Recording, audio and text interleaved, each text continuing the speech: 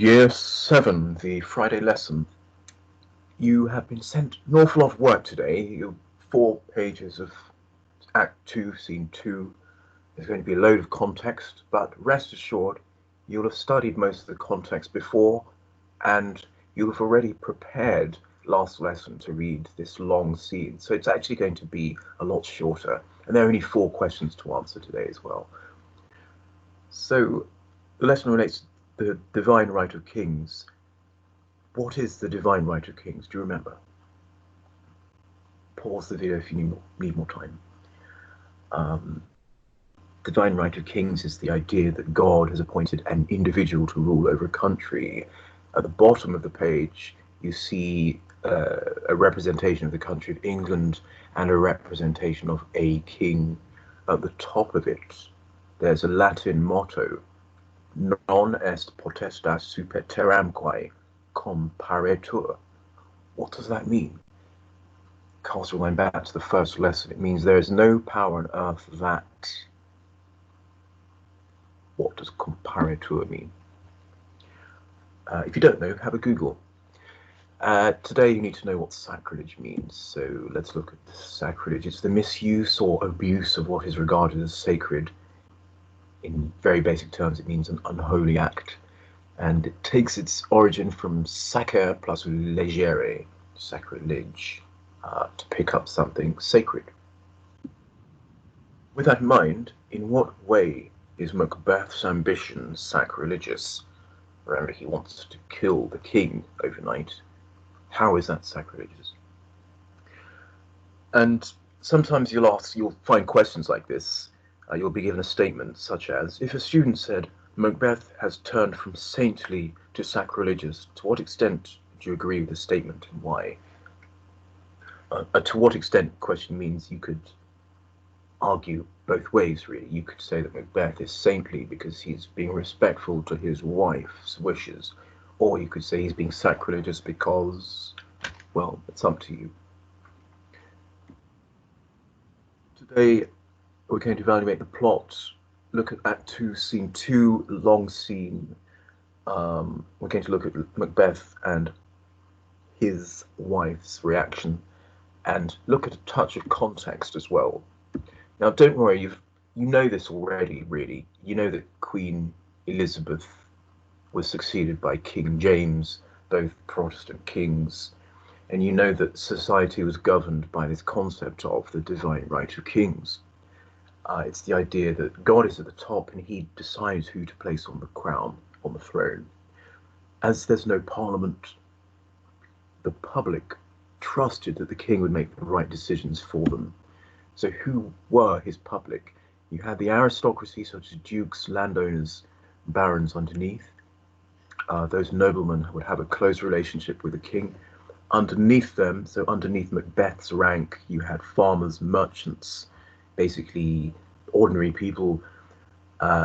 Working for them further down the chain came labourers and servants. And even further, you had people who weren't working at all and reduced to begging the wealthier people for charity. Crucially, if anything in this natural order was upset, if anything broke the natural order, or if anyone broke the natural order, it was considered disastrous or sacrilegious. So, last lesson, we gave you a list of words that will prepare you for this scene, and I was delighted with what I saw. I didn't see anyone get any of these wrong. Lady Macbeth says that she has effectively drugged the guards hot drinks, and she asks Macbeth why he's brought the daggers back to her. Macbeth is going to be very upset, very emotional, and he's going to say that he's going to lose sleep, and he's upset because sleep knits up the raveled sleeve. That's to say, if you're tired, the metaphor explains sleep as something that restores you, restores your senses, restores your balance, and refreshes you. He can't relax. Lady Macbeth, however, takes control, and she says she has a plan to paint or gild the gods with the blood of King Duncan.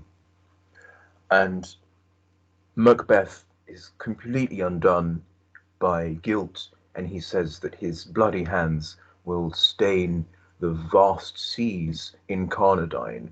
Now, carnation, what colour is a carnation? What colour can it be? Red.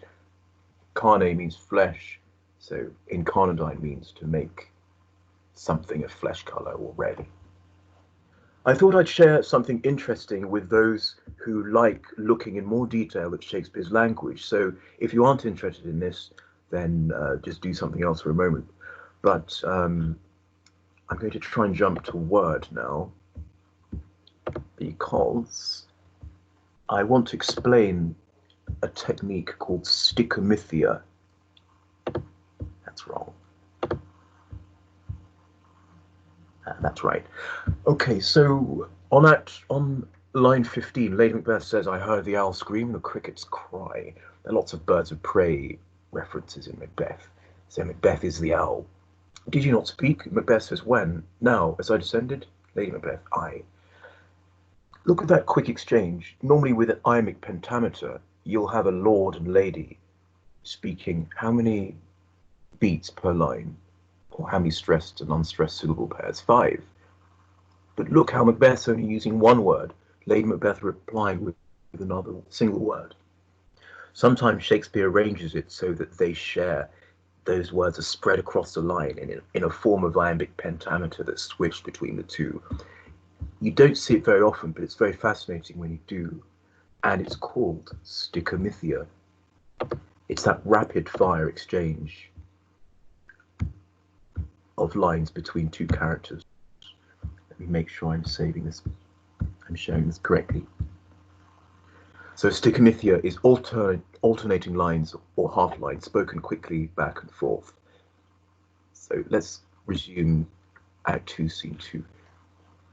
I'm going to show you a summary that we made yesterday, and to complete the lesson, you need to answer these questions. How is Macbeth feeling? How does Lady Macbeth respond to him? What does Macbeth get wrong? What does Lady Macbeth tell him to do? Why does he refuse? I'll put that list of questions back up on the board after the summary. So have a look at this, and we'll speak to you on the other side.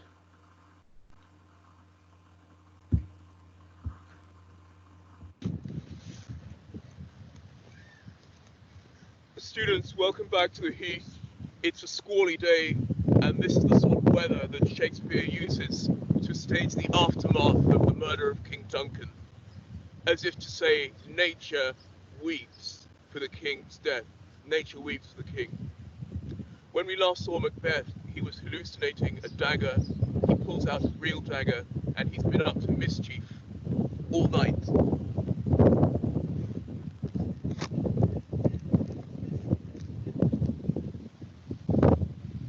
At Inverness Castle, where we see on the battlements Lady Macbeth waiting for her husband to return, having done the dreadful deed. Just to summarize the scene before her husband joins her, allow me to set the stage. We have King Duncan covered in a now bloody sheet. Just below him sleeps his guards, and it's worth noting that in the bedchamber next door are not just one but two sons, Malcolm and Donalbain. We can also see Macbeth on his way back to meeting his wife with the two bloody daggers.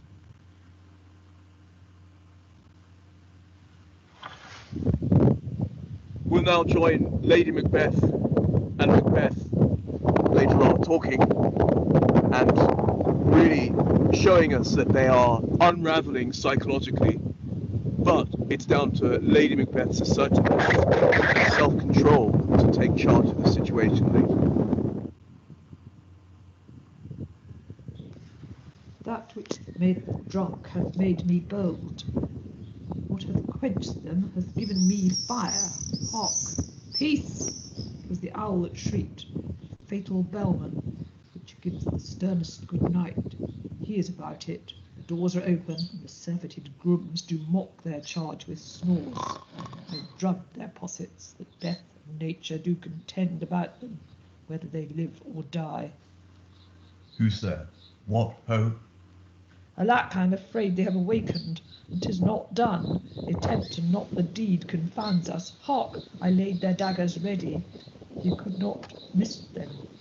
Had he not resembled my father as he slept, I had done't. My husband! I have done the deed. Didst thou not hear a noise? I heard the owl scream and the crickets cry. Did not you speak? When? Now, As I descended. I, Hark!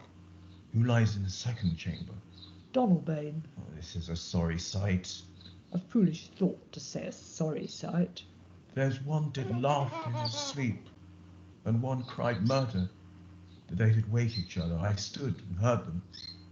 But they did say their prayers and address them again to sleep. There are two lodged together. One cried, God bless us, and Amen, the other. As they had seen me with these hangman's hands, listening their fear, I could not say Amen, when they did say God bless us. Consider it not so deeply. But wherefore could I not pronounce Amen? I had most need of blessing, and Amen stuck in my throat. These deeds must not be thought after these ways, so it will make us mad. Methought I heard a voice cry, sleep no more. Macbeth does murder sleep, the innocent sleep that knits up the ravel's sleeve of care. The death of each day's life, sore labour's bath, balm of hurt mind's great nature's second course, chief nourisher in life's feast. What do you mean? Still it cried, sleep no more, to all the house. Glamis hath murdered sleep, and therefore Cawdor shall sleep no more, Macbeth shall sleep no more. Who was it that thus cried? Why, worthy Thane, you do unbend your noble strength to think so brain-sickly of things. Go get some water, and wash this filthy witness from your hands.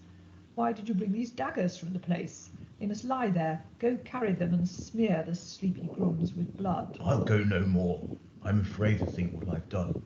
Look on it again, I dare not. Infirm of purpose, give me the daggers. The sleeping and the dead are but as pictures. 'Tis the eye of childhood that fears a painted devil. If he do bleed, I'll gild the faces of the grooms withal, for it must seem their guilt. Whence is that knocking? How is it with me when every noise appalls me? What hands are here? Ha! They pluck out mine eyes. Would all great Neptune's ocean wash this blood clean from my hand? No. This my hand will rather the multitudinous seas in incarnadine, making the green one red. My hands of your colour, but I shame to wear a heart so white. I hear a knocking at the south entry. Retire we to our chamber. A little water clears us of this deed. How easy is it, then? Your constancy hath left you unattended. Hark! More knocking. Get on your nightgown, lest occasion call us, and show us to be watchers. Be not lost so poorly in your thoughts. To know my deed, 'twere best not know myself. Wait, Duncan, with thy knocking. I would thou couldst. So, those questions, in no particular order. One, what does Macbeth get wrong? The answers are all in one of those 4 pages. What does Lady Macbeth tell him to do? Why does he refuse? What does she do afterwards? And there's a 5th question there. And how is Macbeth feeling by the end of the scene? Enjoy those, and we will talk to you next week.